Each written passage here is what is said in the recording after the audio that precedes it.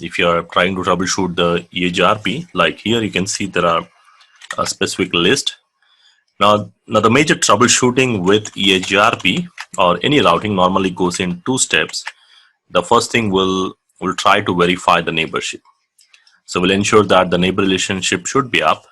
And once the neighbor relationship is up, then still if you don't see the routes, then probably we'll try to troubleshoot the routing part.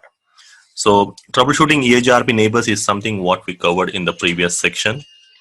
So probably in this section, we'll try to see how we can troubleshoot the EIGRP route exchange process.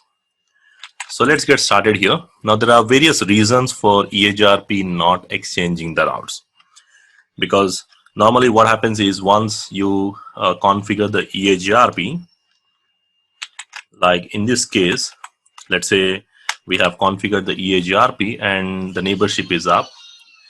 And once the neighbor relationship up, they will start exchanging the routes because the routers will start exchanging the routes between them.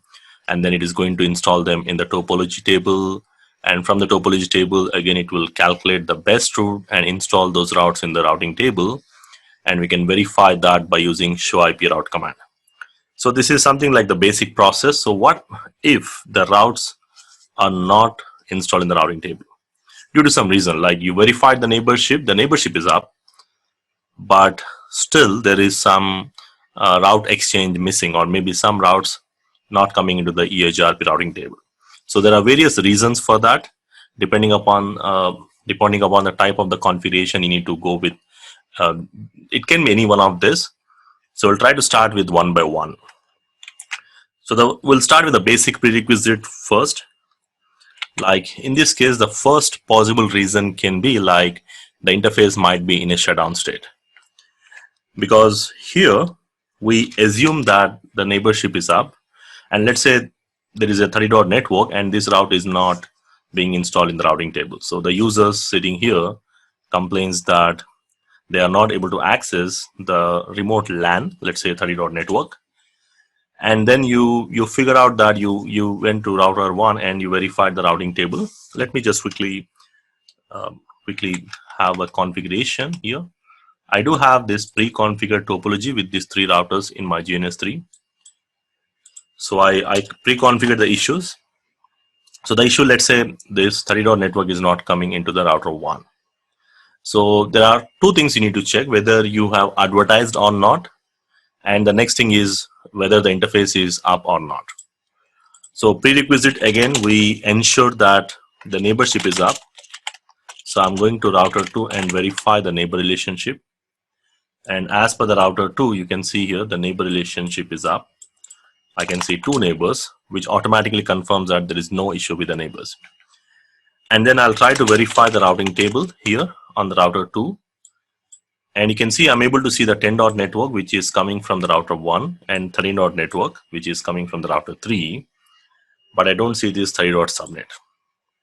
So most likely, if you don't see this 30-dot subnet, means either this 30-dot subnet is not advertised, or if it is advertised, let's say if it is advertised, then most likely that particular interface is down.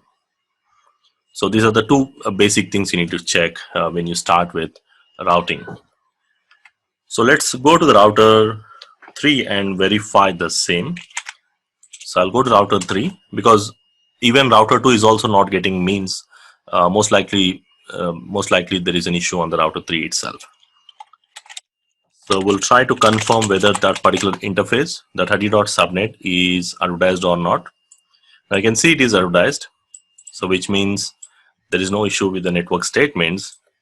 And if you try to verify IP interface brief, the 30-dot subnet, and that interface you can see it is administrated down.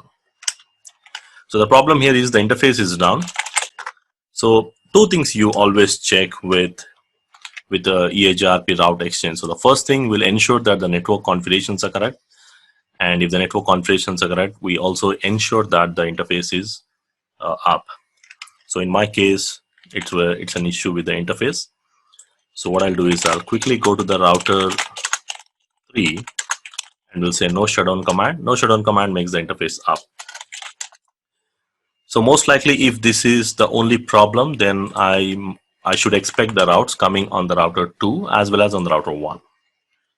I can see here the 32 network can be seen on the router 2 as well as it will be seen on the router 1 as well. And of course, if you want to test the reachability, you can ping to that interface as well.